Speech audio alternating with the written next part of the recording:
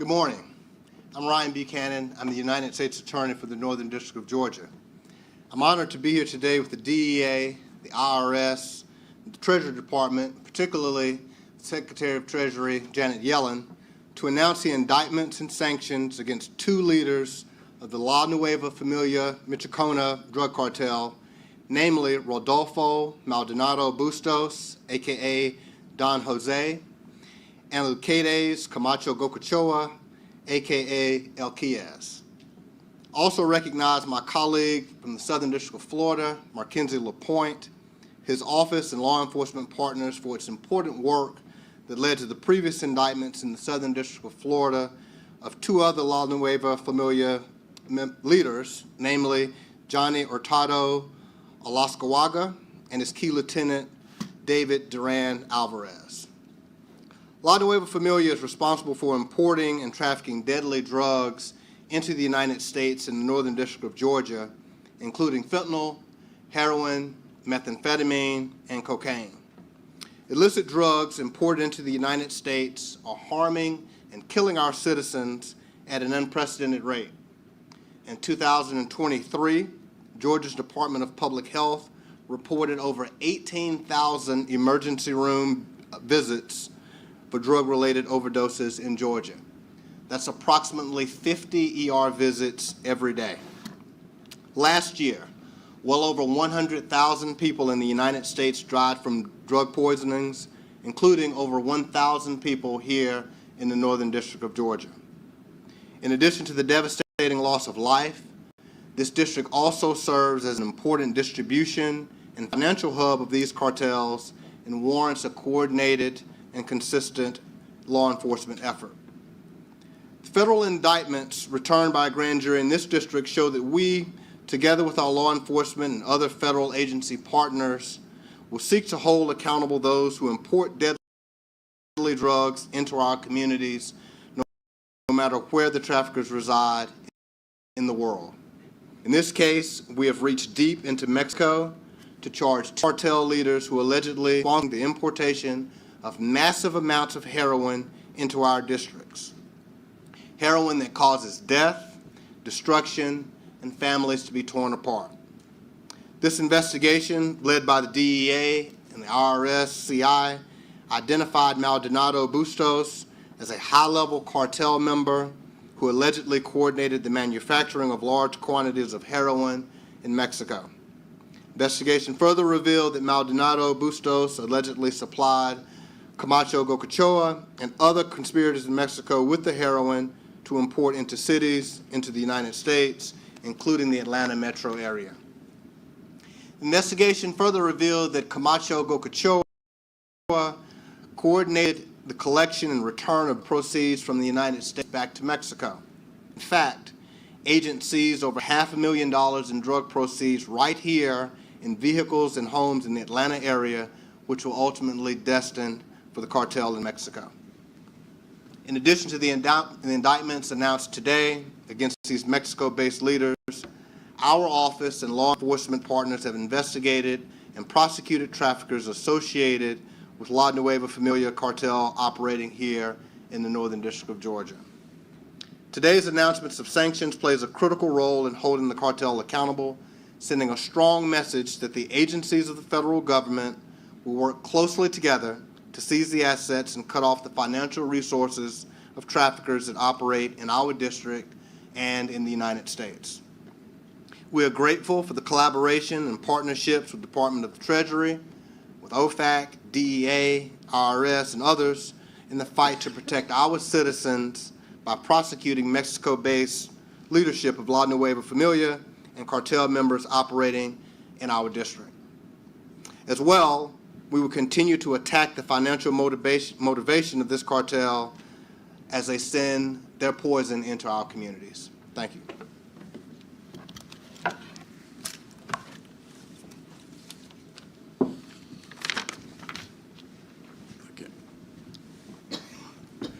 Good morning. Special Agent in Charge Robert Murphy of DEA Atlanta.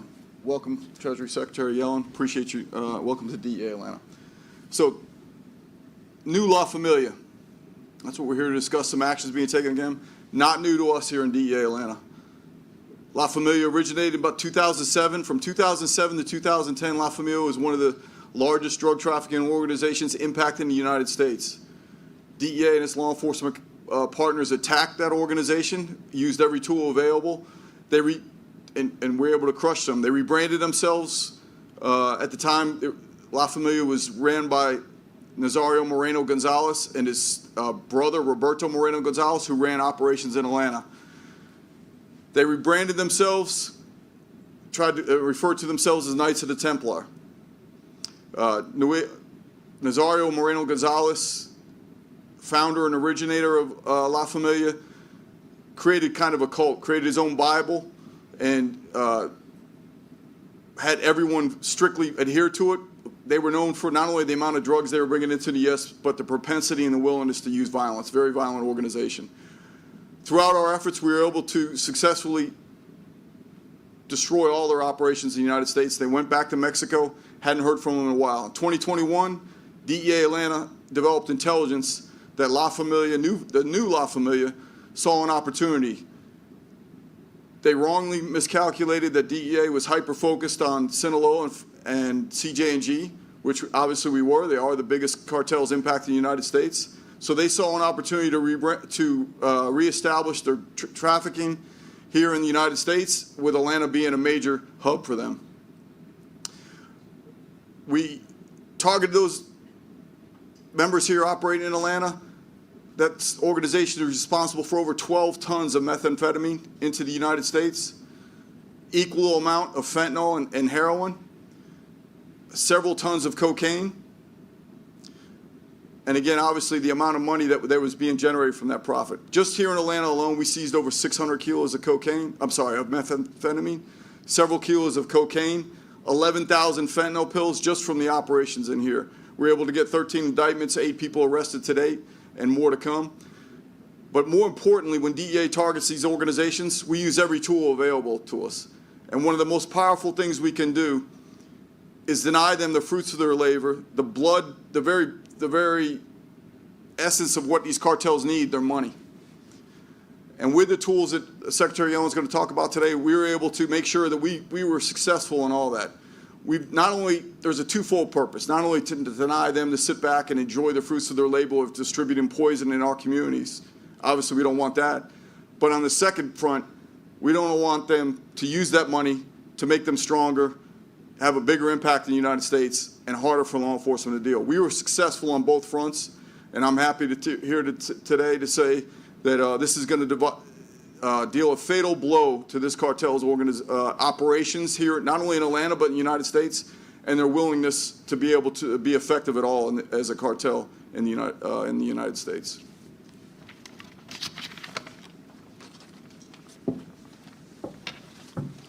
Good morning. My name is Demetrius Hardiman, Special Agent in Charge, Atlanta Field Office, IRS Criminal Investigation. As my cohorts have already stated, we have worked together for today's actions. We at IRS Criminal Investigation are here to take out the financial structures, and that is our part in dealing with drug traffickers in the United States.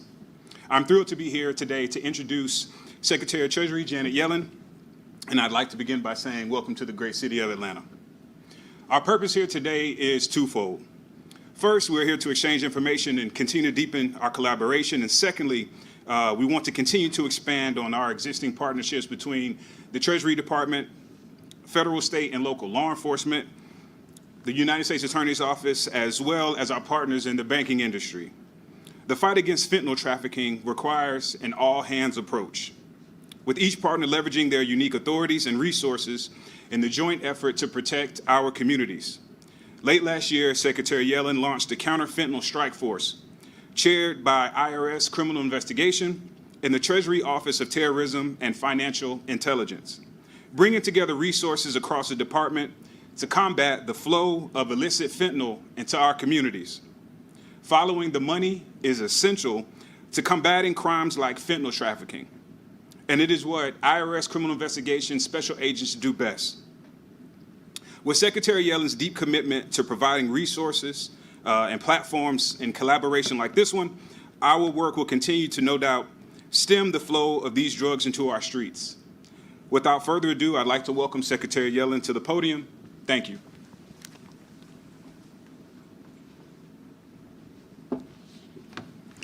Thank you, and good morning.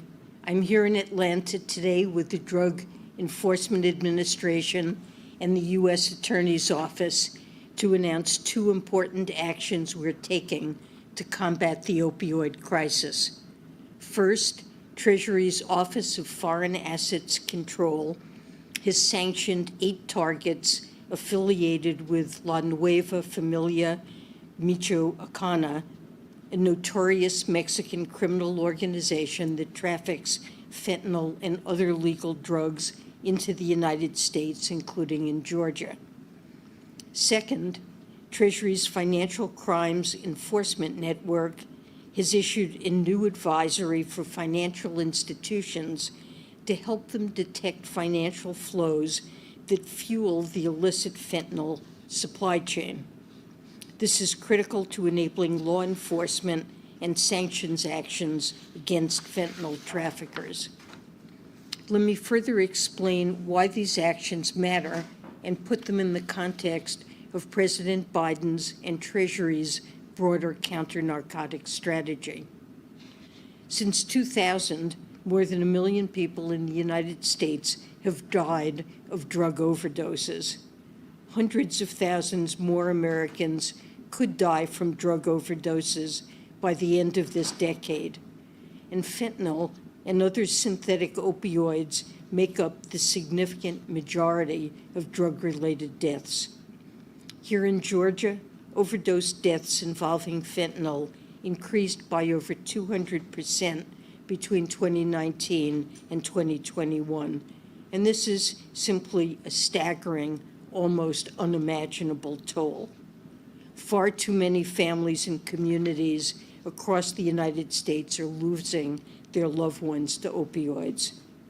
And while this is first and foremost a heartbreaking personal loss, it's also a loss for our country. The U.S. Joint Economic Committee estimates that the opioid epidemic cost America nearly $1.5 trillion in 2020.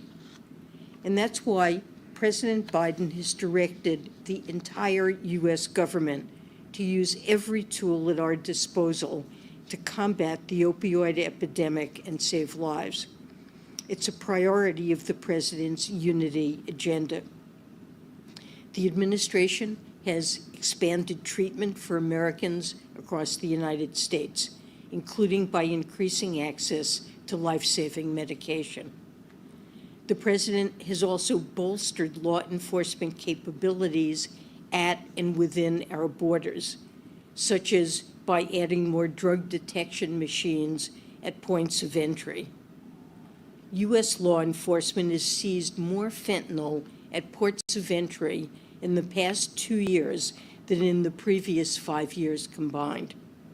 And as we look ahead, the President's budget would allow us to strengthen these efforts, including by putting in place 100 additional cutting-edge inspection machines to help detect fentanyl. We're also engaging with our foreign partners.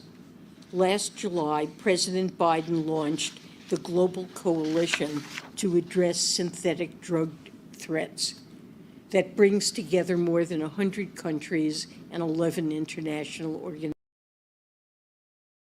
organizations. And counter-narcotics is a focus in our bilateral relations, including with China, the key source of the precursor fentanyl. She agreed to resume cooperation on counter-narcotics last year, and Treasury plays an active and important role in the newly established Counter-Narcotics Working Group.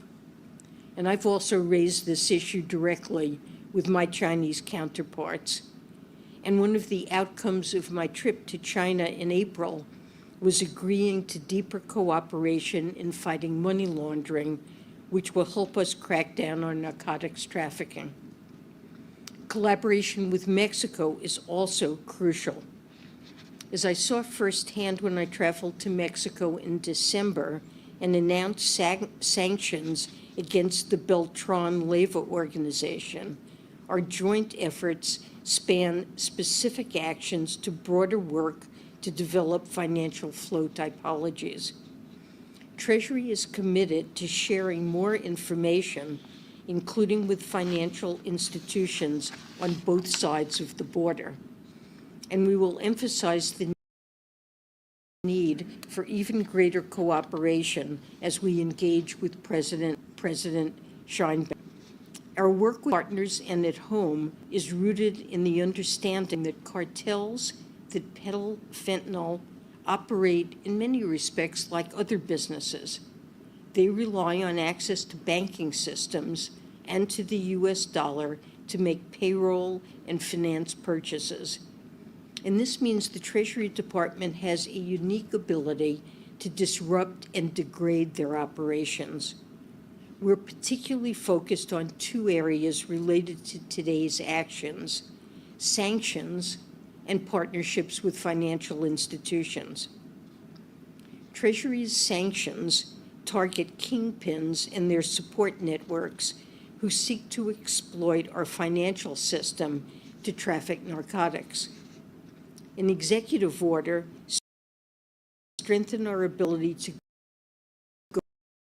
go after drug trafficking organizations, their enablers, and their financial facilitators.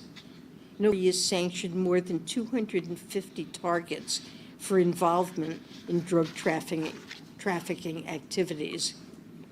In recent months, this has included targeting Mexican individuals and entities linked to the most notorious Mexican cartels, from CJNG to the Sinaloa cartel. Today's action advances our efforts by targeting high-level leaders of a cartel that traffics drugs across our southern border to Dallas, Houston, and farther afield to Chicago, Charlotte, and to right here in Atlanta. La Nueva Familia Michoacana is also involved in smuggling migrants from Mexico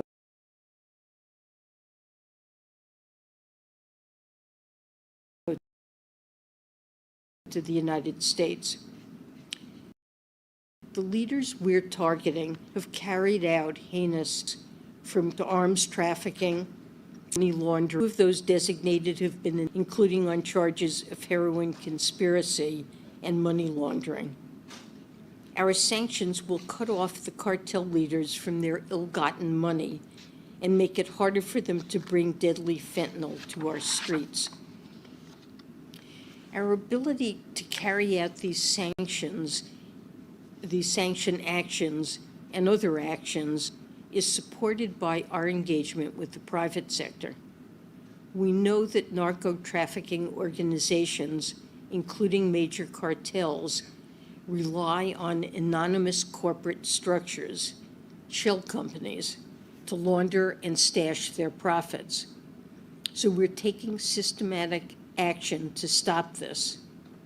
As part of our implementation of the bipartisan Corporate Transparency Act, we now require many companies to report basic information about who owns or controls them. That's information we can then use to combat illicit finance. We're also partnering with financial institutions to support their crucial role in flagging potentially illegal activity. Last month, Treasury's Financial Crimes Enforcement Network, FinCEN, in partnership with IRS Criminal Investigation, began a new series of public-private information sharing exchanges that bring together law enforcement and regional and local banks to share information on tracking illicit financial flows. That includes indicators of fentanyl-related activity. We plan to reach 10 cities across the United States by the end of this year. And I look forward to meeting this afternoon with law enforcement and financial institutions to deepen similar cooperation. The advisory I'm announcing today is another important step. It provides information and guidance to help financial institutions identify and report suspicious transactions related to the procurement of precursor chemicals and manufacturing equipment used to manufacture illicit fentanyl and other synthetic opioids. This allows us to follow the money behind the illicit fentanyl supply chain and go after the criminals perpetrating and profiting off of the opioid epidemic. So combating the trafficking of fentanyl is a significant challenge, and something that will not be solved overnight. Let me be clear, the President and I will do everything we can to combat this crisis. Treasury's established will help us coordinate efforts and make sure we're leveraging. We'll continue to work with partners at home and abroad, and we will deploy all the tools at our disposal to keep Americans safe, to strengthen our economy, and to protect our financial system. So thank you so much to DEA for your hard work, deep expertise, and collaboration. And thank you to all of you for being here to mark today's milestone. All right, I'm going to open it up for questions. I call on you. Grady in the back has a microphone, so he'll bring that to you. Our first question will go to Chris Condon with Bloomberg.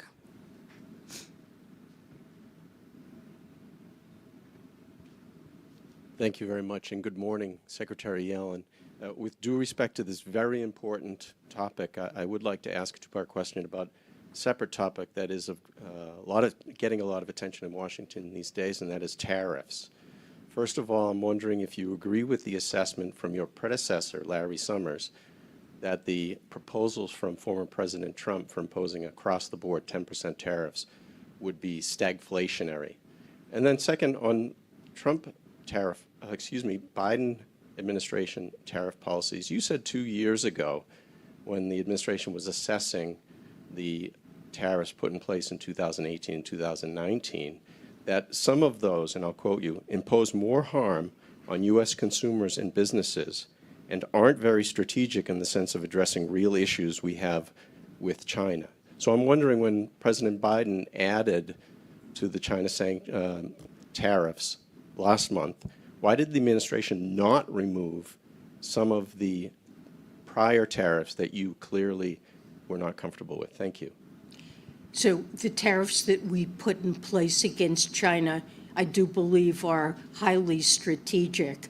They're targeted at areas that China is investing very heavily in, to the point where they've caused huge overcapacity. And I mean that in areas like electric batteries, solar panels, and other things related to clean energy, and to some extent to semiconductor. Total production capacity in China exceeds global demand, and we really refuse to let our companies in this strategic, important, burgeoning sector that are critical to creating good jobs in America and to addressing the climate crisis. We refuse to allow them to be put out of business by dumping by a coordinated Chinese effort. And we're not the only country who feel that way. I would point out that in the G7 summit recent leaders' statement, all of the G7 leaders acknowledged issues with overcapacity that threaten our domestic industries. So with respect to the existing tariffs that were not removed, I guess I would say that we see those as, we see that China has not responded by removing these were tariffs that were put in place because of unfair trade practices that China was found guilty of in a 301 action. And given that China has not done anything really to address those concerns, we thought it was inappropriate to remove those tariffs. In connection with the Trump tariffs, these are really across the board tariffs, as I understand it, that would affect all of our trade partners and all of our trade. And I believe that is a substantial enough program that it would both raise costs to consumers broadly on all the imports they buy and harm American businesses, many of whom rely on imported goods for their supply chains. It would significantly raise their costs. All right, next we're going to go to Rich from Reuters.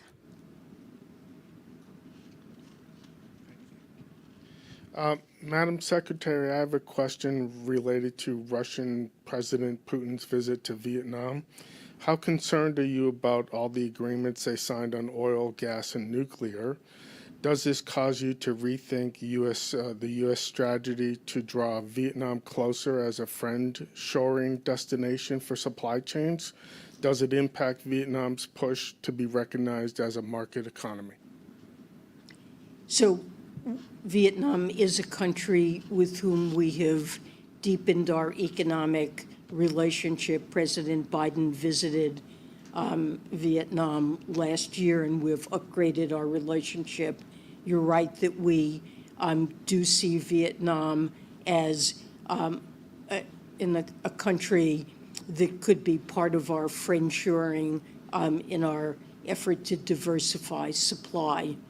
Now, Vietnam has a policy and strategy of working collaboratively with many different countries, and it is not a condition of our partnership that they sever their ties to Russia or to China. And we are concerned about emissions and lowering emissions and addressing greenhouse gases in Vietnam. We are part of it's called a JETP, Just Energy Transition Partnership with Vietnam, in which we're working collaboratively to lower emissions. So I don't know the details of all of what you described as an agreement with President Putin, but Vietnam has announced as an objective lowering their emissions over time, and we're working to help provide financing for that. Next, let's go to Sarah with GPB. Secretary Yellen, thank you for being here. Can you talk a little bit about the importance of holding these announcements here in Atlanta? I'm sorry, you've what? Can you talk a little bit about the importance of holding these two announcements here in Atlanta? Yes. I mean, Atlanta, like other parts of the country, but in some cases even more so, fentanyl and the opioid crisis, this is very real, and it affects many families, an increasing number here in Georgia. And it is a port through which synthetic opioids are transported and is part of the drug trafficking. And we've worked very closely here, as you heard, with DEA and the Department of Justice. This has been a joint activity, and also working jointly with Mexico to put in place these enforcement actions. And our last question will go to Karis. Am I saying that right? Hi, Kara Spelger, 11 Alive News. Thank you. Secretary Yellen, first, thank you for being here. I have a question more about the economy domestically. Overall, inflation has gone down, but the average American is still struggling with everyday goods. I know here I've reported frequently on how the average person is supplementing their household food groceries with visits to the food bank. What do you say to those people who are not seeing the benefits of Biden's economic policy and every day are still trying to make ends meet? Well, I think the problems with Americans feeling that there are necessities of life that are just becoming unaffordable really date back some way. But the price increases that occurred during the pandemic made matters worse. And President Biden understands the struggles that American households face. Affordable housing is extremely hard to find, limited in supply. President Biden has taken a number of steps to address that. We consider it a critical priority to increase the supply of affordable housing. Health care, President Biden's worked hard to make sure for seniors to limit co-pays on insulin to $35 and to limit overall co-pays that seniors face who are part of Medicare, and working to lower on a permanent basis, keep low the premiums for the Affordable Care Act. Child care is becoming unaffordable for so many Americans. President Biden has proposed ways to address that as well. President Biden wants to cut taxes for hardworking families. During the pandemic, we had in place a child tax credit so that a family with 2 children under the age of 16 were receiving typically $600 on a monthly basis to help with expenses. And we saw the biggest reduction in the poverty rate by almost 50% as a consequence. So President Biden has made affordability his top priority. He's obviously taken steps in education, forgiving student loans and other things, and trying to make sure that working families can afford a decent standard of living really is a top priority. All right, thank you, everybody. Thanks for coming.